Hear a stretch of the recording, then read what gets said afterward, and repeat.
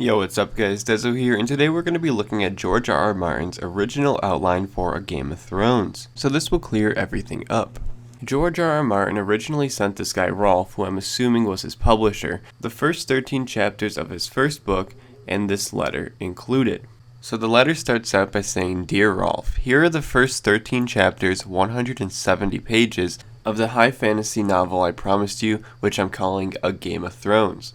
When completed, this will be the first volume in what I see as an epic fantasy trilogy with the overall title A Song of Ice and Fire." So the first thing you'll notice is that George originally planned for a trilogy, and now he's planning to have 7 books. The letter continues, "As you know, I don't outline my novels. I find that if I know exactly where a book is going, I lose all interest in writing it. I do, however, have some strong notions as to the overall structure of the story I'm telling and the eventual fate of many of the principal characters in the drama.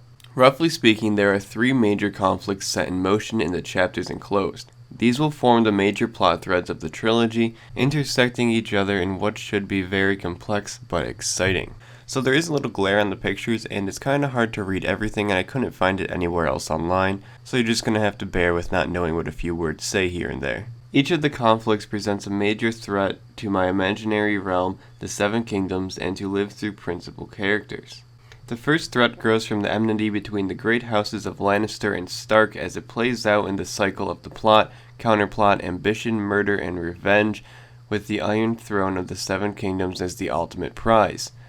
This will form the backbone of the first volume of the trilogy, A Game of Thrones. So this is one thing that kind of stayed the same from this original outline. The Lannisters and the Starks have a conflict, but the Iron Throne wasn't really the grand prize that the Starks ended up wanting in the show and the books, so that did change a little. The letter continues, "While the Lion of Lannister and the Direwolf of Stark snarl and scrap, however, a second and greater threat takes shape across the narrow sea, where the Dothraki horse lords mass their barbarian hordes for a great invasion of the 7 Kingdoms, led by a fierce and beautiful Daenerys Stormborn, the last of the Targaryen dragon lords. The Dothraki invasion will be the central story of my second volume, A Dance with Dragons. In the books now that we know and love, Daenerys probably won't make it to Westeros till the end of the Winds of Winter or Book 7, A Dream of Spring, so this obviously changed a lot. Anyways, the greatest danger of all, however, comes from the north, from the icy waste beyond the wall, where half-forgotten demons of legend, the inhuman others, raise cold legions of the undead and the neverborn and prepare to ride down on the winds of winter to extinguish everything that we would call life. The only thing that stands between the 7 Kingdoms and the endless night is the wall, and a handful of men in black called the Night's Watch. Their story will be the heart of my third volume, The Winds of Winter. The final battle will also draw together characters and plot threads left from the first 2 books and resolve all in one huge climax. So it'll definitely be interesting to see how this plays out in The Winds of Winter and A Dream of Spring, because it probably will be pretty similar to what George originally planned. The 13 chapters on hand should give you a notion as to my narrative strategy. All 3 books will feature a complex mosaic of intercutting points of view among various of my large and diverse cast of players. The cast will not always remain the same. Old characters will die and new ones will be introduced. Some of the fatalities will include sympathetic viewpoint characters. I want the reader to feel that no one is ever completely safe, not even the characters who seem to be the heroes. The suspense always ratchets up a notch when you know that any character can die at any time. So this is definitely something George stayed true to, and he does kill a lot of his characters all the time. Page 2 of the letter. 5 central characters will make it through all 3 volumes, however, growing from children to adults and changing the world and themselves in the process. In a sense, my trilogy is almost a generational saga, telling the life stories of these 5 characters, 3 men and 2 women. The 5 key players are Tyrion Lannister, Daenerys Targaryen, and 3 of the children of Winterfell, Arya, Bran, and the bastard Jon Snow. All of them are introduced at some length in the chapters you have to hand. So this is where everybody is getting the idea that Tyrion, Daenerys, Arya, Jon, and Bran are going to survive till the end of the show. This outline has obviously changed a lot, and this probably won't be the case. At least one of them is probably going to die. George continues, "This is going to be, I hope, quite an epic. Epic in its scale, epic in its action, and epic in its length. I see all 3 volumes as big books running about 700 to 800 manuscript pages, so things are just barely getting underway in the 13 chapters I've sent you. I have quite a clear notion of how the story is going to unfold in the first volume of Game of Thrones. Things will get a lot worse for the poor Starks before they get better, I'm afraid. Lord Eddard Stark and his wife Catelyn Tully are both doomed and will perish at the hands of their enemies. Ned will discover what happened to his friend Jon Arryn, but before he can act on his knowledge, King Robert will have an unfortunate accident, and the throne will be passed to his hateful and brutal son who is still a minor. Joffrey will not be sympathetic to Ned and accuse him of treason, but before he is taken, he will help his wife and his daughter Arya escape back to Winterfell. Each of the contending families will learn that it has a member of dubious loyalty in its midst. Sansa Stark, wed to Joffrey Baratheon, will bear him a son and the heir to the throne, and when the crunch comes she will choose her husband and child over her parents and siblings, a choice she will later bitterly rue. Tyrion Lannister, meanwhile, will befriend both Sansa and her sister Arya, while growing more and more disenchanted with his own family.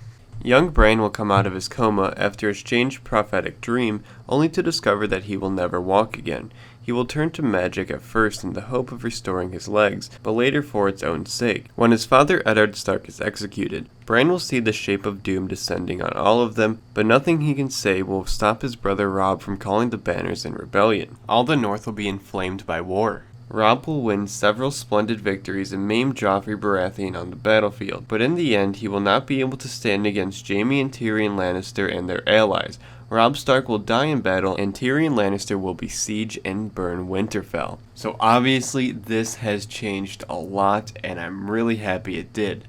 I would have really liked to see Robb kill Joffrey in battle, but Robb dying at the Red Wedding was probably one of the greatest scenes ever. Jon Snow, the bastard, will remain in the far north. He will mature into a ranger of great daring, and ultimately will succeed his uncle as the commander of the Night's Watch. When Winterfell burns, Catelyn Stark will be forced to flee the north with her son Bran and her daughter Arya. Hounded by Lannister riders, they will seek refuge at the Wall, but the men of the Night's Watch give up their families when they take the Black, and Jon and Benjen will not be able to help, to Jon's anguish. It will lead to a bitter estrangement between Jon and Bran. Arya will be more forgiving until she realizes with terror that she has fallen in love with Jon, who is not only her half-brother, but a man of the Night's Watch, sworn to celibacy. Their passion will continue to torment Jon and Arya throughout the trilogy until the secret of Jon's true parentage is finally revealed in the last book. So this is where the Arya and Jon theory comes from. It's something George originally planned for, and it still could happen. I don't think it will, but I did make another video on it, and a lot of people were saying I'm an idiot for even making the video, but this is where it comes from. George originally planned for it. Everybody was like, ew, incest, but it's right here in the original outline. And these same people are the ones who want Jon to marry his aunt, so I don't know what to tell you. Abandoned by the Night's Watch, Catelyn and her children will find their only hope of safety lies even further north beyond the Wall, where they will fall into the hands of Mance Rayder, the king beyond the Wall, and get a dreadful glimpse of the inhuman others as they attack the wildling encampment. Bran's magic, Arya's sword needle, and the savagery of their direwolves will help them survive, but their mother Catelyn will die at the hands of the others. So this obviously changed a lot. This didn't even happen remotely anything like this, and the way it plays out now is a lot better. Although this would have been pretty interesting to see. Over across the Narrow Sea, Daenerys Targaryen will discover her new husband, the Dothraki Khal Drogo, has little interest in invading the Seven Kingdoms, much to her brother's frustration. When Viserys finally presses his claim past the point of tact or wisdom, Khal Drogo will finally grow annoyed and kill him out of hand, eliminating the Targaryen pretender and leaving Daenerys as the last of her line. Daenerys will bide her time, but she will not forget. When the moment is right, she will kill her husband to avenge her brother, and then flee with a trusted friend into the wilderness beyond Vaes Dothrak. So the next 4 lines are kind of unreadable, but I'm going to do my best here. There, hunted by Dothraki blood riders trying to take her life, she stumbles upon a cache of dragon eggs. The birth of a young dragon will give Daenerys the power to bend a Dothraki to her will. Then she begins her plan for her invasion of the Seven Kingdoms. Tyrion Lannister will continue to travel, to plot, and to play the Game of Thrones, finally removing his nephew Joffrey in disgust at the Boy King's brutality. Jaime Lannister will follow Joffrey on the throne of the Seven Kingdoms by the simple expedient of killing everyone ahead of him in the line of succession and blaming his brother Tyrion for the murder. Exiled, Tyrion will change sides, making common cause with the surviving Starks to bring his brother down, and falling helplessly in love with Arya Stark while he's at it. His passion is, alas, unreciprocated, but no less intense for that, and it will lead to a deadly rivalry between Tyrion and Jon Snow. And then there's some stuff that's blacked out, and it says, but that's the second book. I hope you will find some editors who are excited about all of this as I am. Feel free to share this letter with anyone who wants to know how this story will go. All best, George R.R. Martin. So obviously a lot of the plots have changed in the show and the books, but this was George's original outline. Please let me know what you think of it. Tell me if you liked anything better from this than you do what it is now. Let me know if you think George made a good decision in changing all of it. Leave a like on this video and subscribe for more Game of Thrones related videos. This video was a little different than what I usually post, so I really hope you guys enjoyed it.